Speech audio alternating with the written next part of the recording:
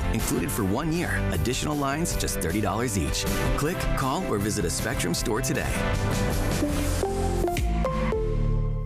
We said we'd never break the 3-second rule. Never do that. And never become a minivan mom. Hey, Chris. As parents, we say never a lot, but never happens.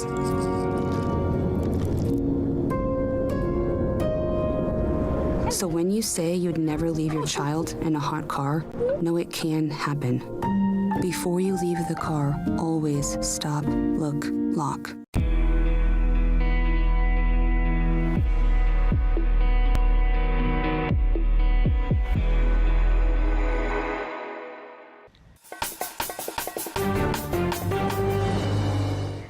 I'm Jenna Enoch. Here's your Spectrum News in 90. China is fighting back against the United States by raising retaliatory tariffs on U.S. imports to 125%. It was originally 84%. Yesterday, President Donald Trump imposed a tariff of 145% on imports from China, though tariffs for all other countries remain at 10%. The Supreme Court says the Trump administration must work to return a Maryland man who was mistakenly deported to El Salvador. The order rejected the administration's emergency appeal. Kilmar Abrego Garcia had an immigration court order preventing his deportation over fears he would face persecution from local gangs. Well, the administration conceded it made a mistake in sending him to El Salvador. A Russian-American woman freed by Moscow arrived back in the United States late last night as part of a prisoner swap. Ksenia Karolina was greeted by her fiancé. President Donald Trump says UFC CEO Dana White requested the president work on Karolina's return. She was convicted of treason stemming from a $52 donation to a charity aiding Ukraine. Investigators are working to determine what caused a deadly helicopter crash in New York's Hudson River yesterday. We're learning some new information on the 6 people who died. They've been identified as Siemens executive Agustin Escoba, his wife, their 3 children, along with the pilot. And that's your Spectrum News in 90.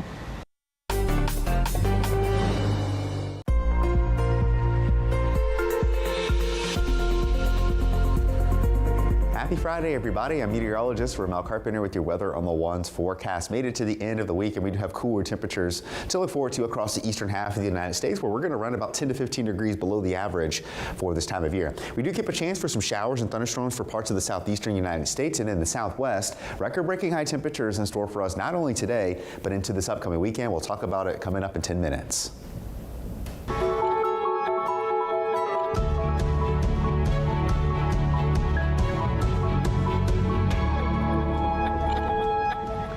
Thank you for joining us on Spectrum News. I'm Jenna Enoch. Today is Friday, April 11th. We begin with breaking news. The trade war is intensifying. Overnight, China increased retaliatory tariffs on U.S. imports to 125%. As of Thursday, U.S. duties on Beijing stand at 145%. Well, the feud between the 2 largest economies is expected to rattle investors. It was a roller coaster ride for the Dow yesterday, and already European and Asian stocks dropped after China's announcement. Spectrum's Katie Strite has more on this. And Katie, when are these new tariffs going to begin? Well, Jenna, these new tariffs on U.S. imports are set to take effect tomorrow. It's a move that could disrupt the global supply chain and the world economy. Beijing says the hike is because of, quote, abnormally high tariffs on China, which it claims violates international and economic trade rules, basic economic laws, and common sense. The Trump administration has delayed retaliatory tariffs on other countries for 90 days. President Donald Trump says it's part of a negotiation strategy. It's going to be a beautiful thing. We're doing again what we should have done many years ago. We let it get out of control, and we allowed some countries to get very big and very rich at our expense. Now, some believe the trade war is bad for the American economy, while others say in the long term, this will benefit the American people. This is the worst self-inflicted wound that I have ever seen an administration impose on a well-functioning economy. China does a lot of IP theft and has for decades, has never, ever been compliant with the WTO since 2000 when they went in, and the amount of theft they do in Europe and in the United States in terms of IP, and then produce those products and sell them back into those markets at discounted prices because they don't have to pay for R&D. It's beyond abusive. As we look at other fallout from this trade war, most stock markets are down in Europe and Asia. Jenna? Katie, thanks.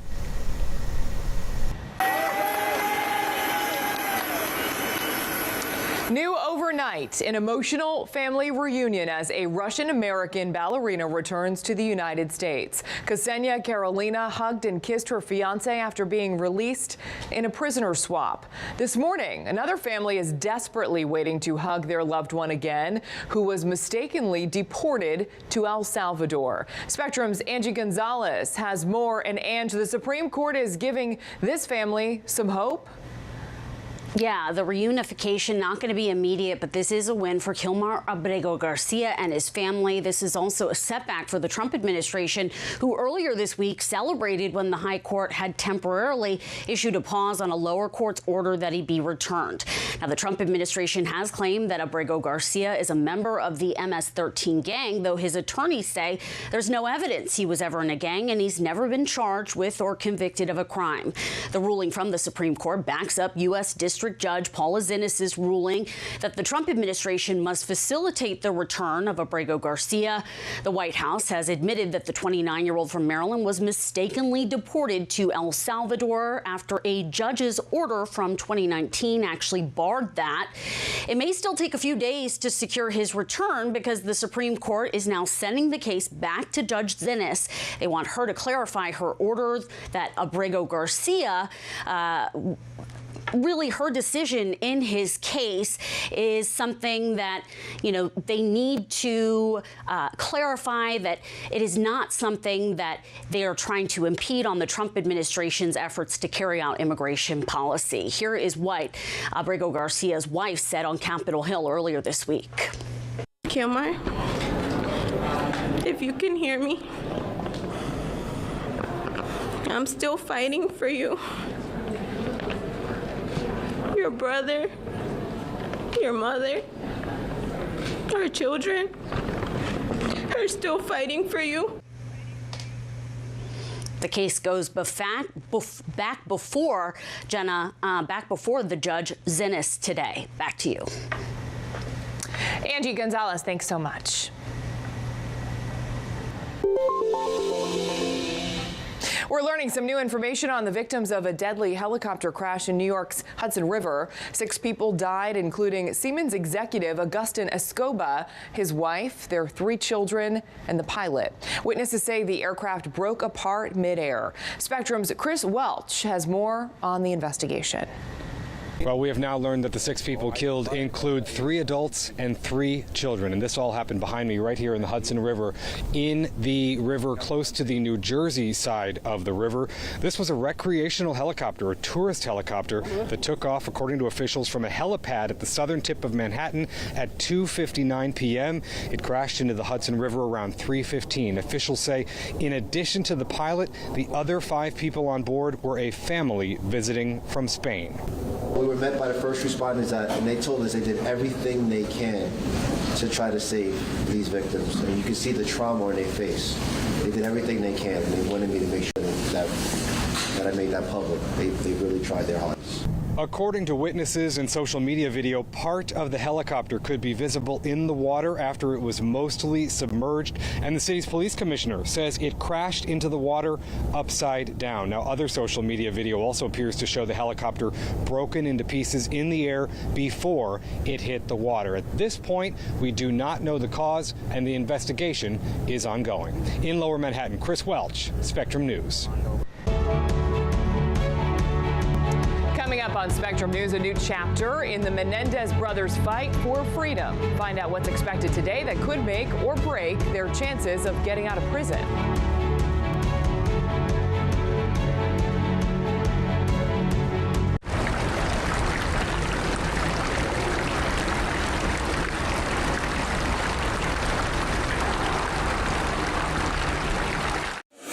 Weather can be beautiful, inconvenient, and at times powerful. And it affects everything we do.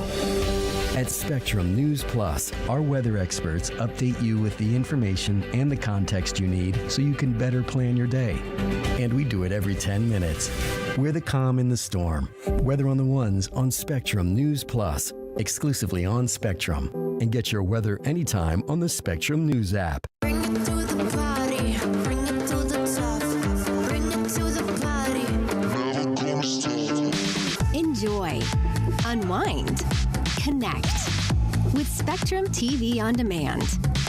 From the latest hit movies you've been waiting to watch to your favorite comfort shows and more, all available instantly for you to stream. Create the all-around entertainment experience you've always wanted with Spectrum TV On Demand. Browse over 80,000 on-demand titles today.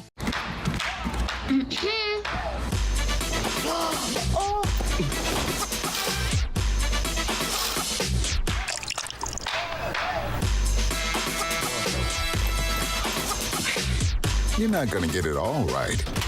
Just make sure you nail the big stuff. Mama! Like making sure your kids are in the right seat for their age and size. Get it right at nhtsa.gov/the-right-seat.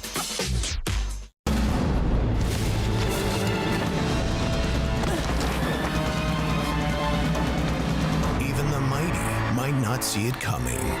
It's prediabetes, and it captures 1 in 3 adults. But you can escape. Take the 1-minute prediabetes risk test to know where you stand and prevent or delay type 2 diabetes.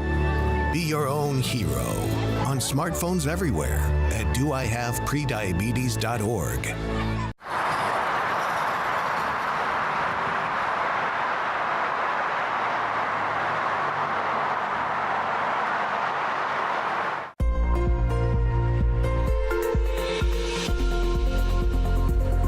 Welcome back, everybody. I'm meteorologist Ramel Carpenter with your Weather on the Ones forecast. Made it to the end of the week, and on this Friday, we have some unsettled weather to talk about across the eastern half of the United States. For parts of the southeastern coast, do keep a low-end risk for some strong to severe thunderstorms to develop later today. Main concern with today's severe weather setup is going to be damaging wind gusts. But up into the northeastern United States, we have a good chance for some snow into this upcoming weekend. That could accumulate as high as 6+ inches in some areas. And across the southwestern United States, we are remaining dry and quiet. No active weather, but potential record-breaking high temperatures certainly on the cards through this upcoming weekend. And our storm system continues to work its way across the southeastern United States, but up into the New England region. We do have some rain mixing it with some snowfall across New York, parts of Pennsylvania as well. And this is going to continue to work its way well off to the north and east throughout the day today, but there will be some more moisture that's going to tap into some colder air, which will lead to some more snowfall as we get towards the end of the day today. So with Futurecast, as we get towards the evening commute, the mid-Atlantic states will be dealing with some moderate to heavy rainfall and some gusty winds over 25 miles per hour at times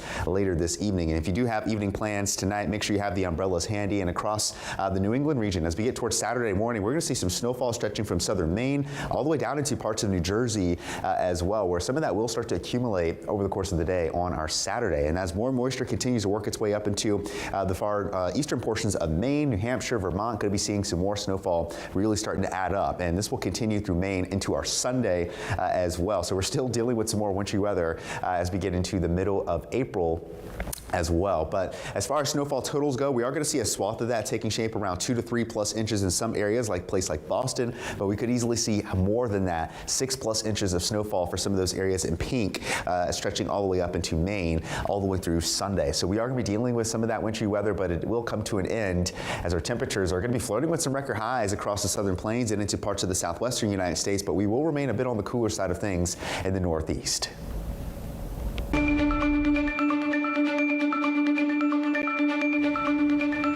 Here's a look at what you need to know. China raises tariffs on U.S. goods from 84% to 125% starting tomorrow. The two countries have escalated a trade war in recent days. A Russian-American woman freed by Moscow is back in the U.S. as part of a prisoner swap. President Trump says UFC CEO Dana White requested the president work on Ksenia Karolina's return. And investigators are working to determine what caused a deadly helicopter crash in New York's Hudson River yesterday. Siemens executive Agustin Escoba, his wife, and their 3 children, along with the pilot, died. And that's what you need to know.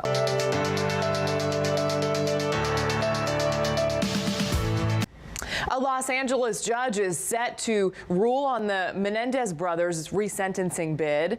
A judge is hearing arguments on whether a prosecutor can withdraw a motion filed by his predecessor who pushed for the brothers' resentencing. Eric and Lyle Menendez are serving life without parole sentences. They've been in prison for more than 3 decades for the 1989 murders of their parents. The brothers, who gained national attention after Netflix released a series on their case, claimed they killed their parents in self-defense after years of abuse. The hearing is the latest effort that could lead to the pair's release. House Republicans narrowly approved the framework for their proposed budget yesterday. 2 Republicans sided with Democrats to deliver a final vote of 216 to 214. The big components of the One Big Beautiful Bill is to ensure that we don't have the largest tax increase in U.S. history all at once. Why are Republicans doing it? Simple. They want to cut taxes for billionaires and make our kids pay for it. Next, the framework will need to be drafted into the bill that President Donald Trump has long called big and beautiful. An immigration judge in Louisiana could decide as early as today whether to release the Columbia University pro-Palestinian activist who was detained last month. Mahmoud Khalid is the most well-known out of hundreds of non-citizens the Trump administration says it's seeking to deport because they are a threat to the U.S. Chief national political reporter Josh Robin reports on the little-known law the White House is wielding and a new First Amendment debate erupting amid the court battles. Mahmoud Khalil was arrested March 8th. You're gonna have to come with us. About 2 weeks later, outside of Boston, federal agents detained Rumeisa Ozturk. The grad student had co-authored an op-ed calling for her school to divest from Israel. United in their pro-Palestinian activism, the pair, here legally, are 2 of many now marked for deportation. It might be more than 300 at this point. We do it every day. Every time I find one of these lunatics. Records are scarce, and immigration officials didn't return a request for comment. But in all, the Trump administration is apparently citing this once obscure law. It allows the deportation of, quote, an alien whose presence or activities in the United States the Secretary of State has reasonable ground to believe would have potentially serious adverse foreign policy consequences. I was shocked. The director of the Immigrants' Rights Clinic at Columbia Law says the rule has been used 15 times in the 35 years since it's been around, and never against a permanent resident like Khalil. Our constitutional structure does not allow the executive branch to have unchecked power against the people.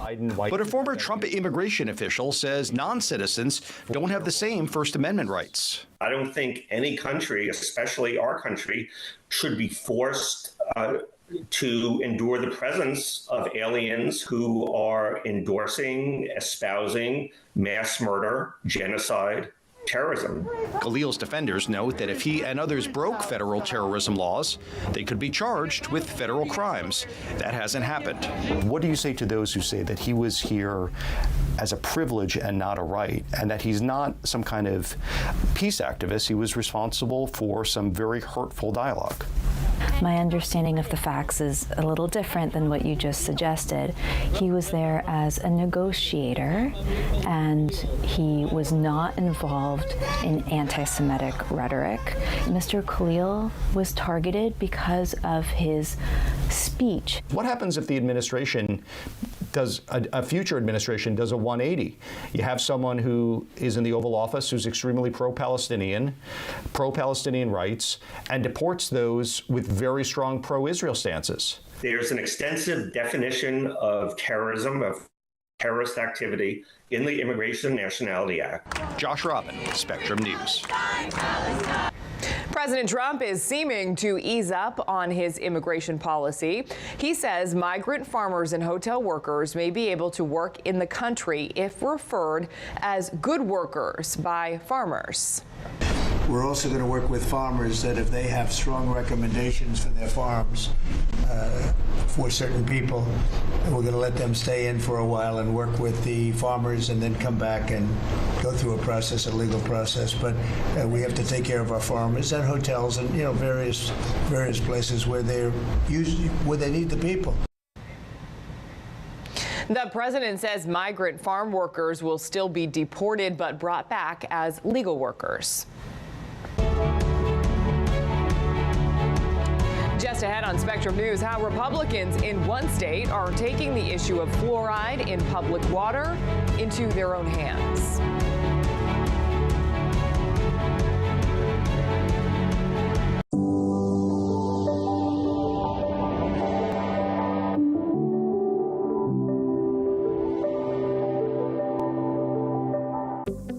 Spectrum News Plus. News from a new perspective, dedicated to refreshing storytelling and empowering communities across the nation.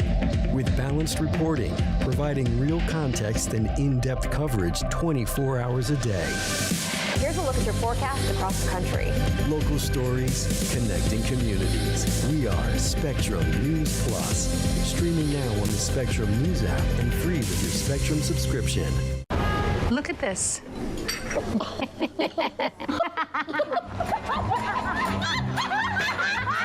Sunshine, lollipops, and rainbows. Everything that's wonderful is what I feel when we're together.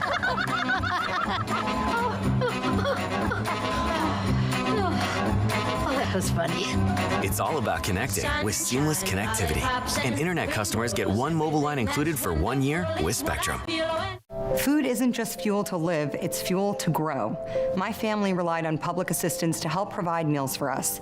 These meals fueled my involvement in theater and the arts as a child, which fostered my love for acting. The Feeding America network of food banks helps millions of people put food on the table. When people are fed, futures are nourished. Join the movement to end hunger, and together we can open endless possibilities for people to thrive. Visit feedingamerica.org/actnow.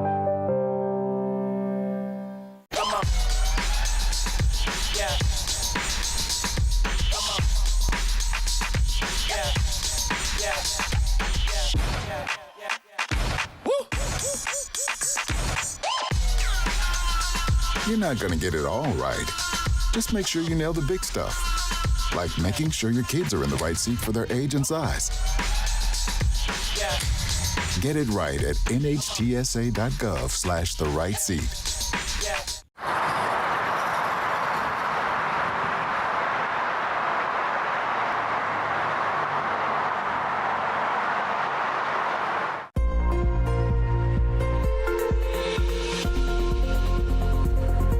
Happy Friday, everybody. I'm meteorologist Ramel Carpenter with your Weather on the Ones forecast. Yesterday's storm system worked its way across the Mid-South and down into portions of the southeastern United States, adding up to around an inch and a half in a few communities. These were, of course, areas that did not need any additional rainfall as the rivers were starting to overflow in some of those communities, still dealing with some flood warnings on this Friday across western Kentucky and down through the Mississippi River Valley as well. But up into the northeastern half of the country, we had some rainfall totals around an inch, and we're going to add to those rainfall totals as our storm system continues to bring more moisture up the eastern coast and into that part of the country, and some of that may be mixing in with some snowfall, as you can see through the first half of the day as well. Could see some snowfall totals getting up to around an inch and a half in some areas in a place like New Jersey as well. But today our severe weather threats primarily focused across the southeastern United States, from the Carolinas down through the northern portions of Florida. Not a big risk by any means, but the main concern with today's severe weather is going to be damaging winds, and that's going to be mainly through the first half of the day today. So you'll see that with Futurecast as we transition into the early afternoon and evening hours, that moisture working its way across the mid-Atlantic states, and a few isolated thunderstorms could bring down some of the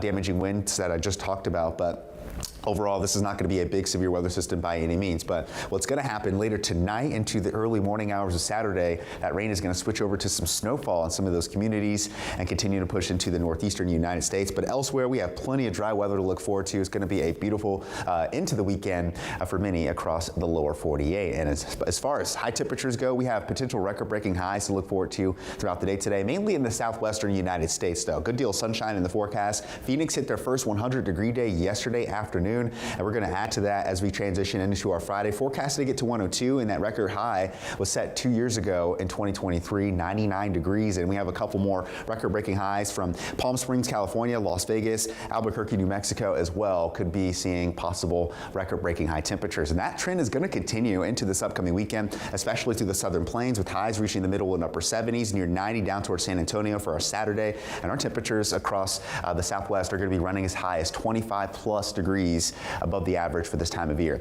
The eastern half of the country that will stay a little on the cooler side of things for Saturday and start to see that moderation in our temperatures as we get towards the end of this weekend. But as I mentioned before, we're running 25 degrees above the average in Kansas City, almost 30 degrees above the average in Denver, Colorado to start things off this upcoming weekend with a nice taste of summer.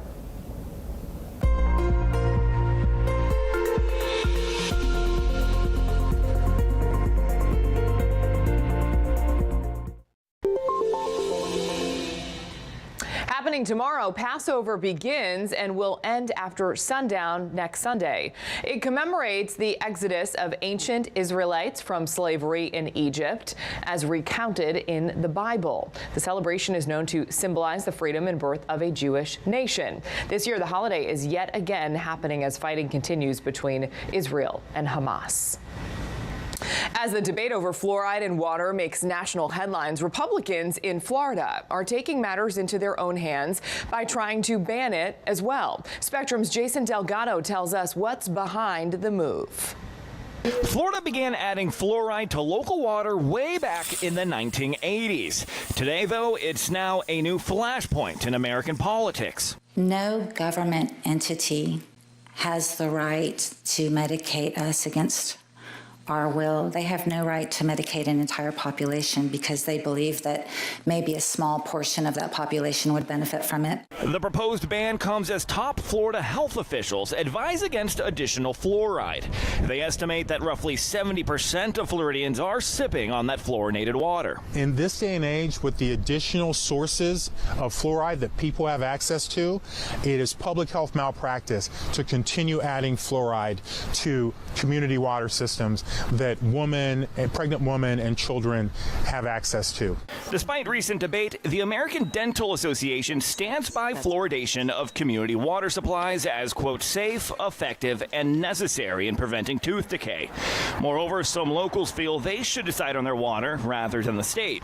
And it should be something that local authorities should be able to determine without preemption, because they might have a large portion of citizens who need that additional assistance. The bill also bans milk or meat labels that the vendors slap on plant-based products. Some are calling this a favor to big business. Big agriculture does not need protection from big, scary soy boys like me.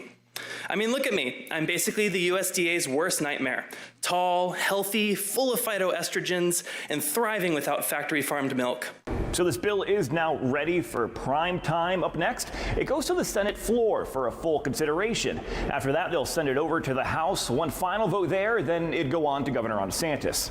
I'm Jason Delgado in the Capitol, Spectrum News. The first day of the 2025 Masters tournament may be over, but it's just the beginning. Here's a recap after only the first 18 holes. So far, England's Justin Rose leads the pack after the first 18, finishing yesterday 7 under par. Favorite to win the tournament, Scottie Scheffler, is tied for second at 4 under. The next round of golfers will tee off later this morning in Augusta, Georgia. You know what they say, golf is hard, so that leaderboard could shift around here in the next coming days. I'm Jenna Enoch. Thank you for watching. Your Spectrum News at 90 is coming up right after this short break. Stay with us.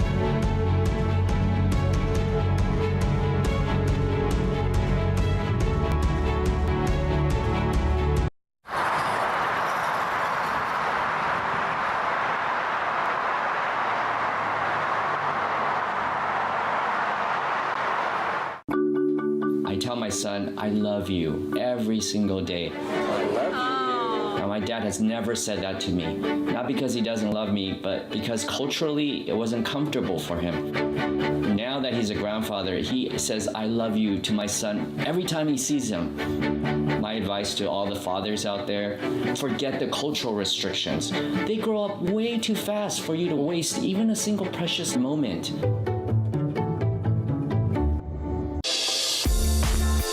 It's game time at the arena, and 20,000 fans are looking for a win. With an ultra-high-speed network and seamless Wi-Fi, fans can get in the door fast and share the game's best moments in real time. And with Spectrum Business committed to keeping them connected 100% of the time, they won't miss a second of the action. A secure, reliable connection from Spectrum Business means the fan experience is a guaranteed win.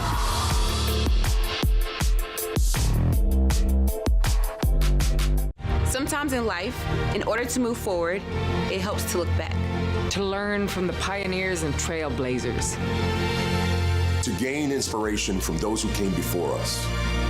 To show us what it means to act with empathy and to show that love has no labels. Join WWE and Love Has No Labels throughout the year in celebrating people from all communities and heritages. Because when love has no labels, that's a love we can all fight for.